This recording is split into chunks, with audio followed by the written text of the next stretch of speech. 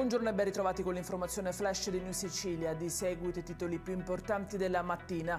In apertura l'arresto di un uomo della provincia di Messina che avrebbe compiuto atti sessuali sulle due figlie minorenni, costringendole e tentando di circuirle, lamentandosi che gli mancava la loro mamma, il tutto mentre palpeggiava loro le parti intime. Così il padre è finito agli arresti domiciliari.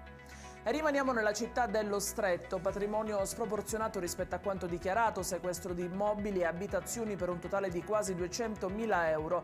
Nel mirino il sequestro di beni per un uomo vicino al gruppo provinciale di Messina, attinto dal provvedimento un 56enne pregiudicato e indiziato di associazione mafiosa.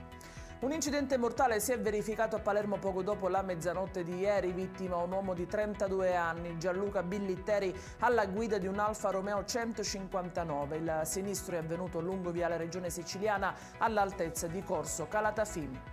E rimaniamo in tema di incidenti. Un altro si è verificato questa mattina sulla A29 Palermo-Mazzara del Vallo, tra la galleria di Sferracavallo e quella di Isola delle Femmine. Si sono scontrate due auto che hanno provocato il ferimento di una donna di 72 anni trasportata in ospedale in codice rosso. E in chiusura la fuga contro mano lungo viale Ulisse, dove un 37enne catanese ha cercato di sfuggire al controllo delle forze dell'ordine sfrecciando su uno scooter senza casco. A bordo del mezzo anche il figlio dell'uomo, rigorosamente senza casco, proprio come il padre. Ed è tutto per questa edizione. I dettagli su queste notizie li trovate sul nostro sito www.newsicilia.it e sui nostri canali social. Appuntamento a stasera alle 19:30 con nuovi aggiornamenti.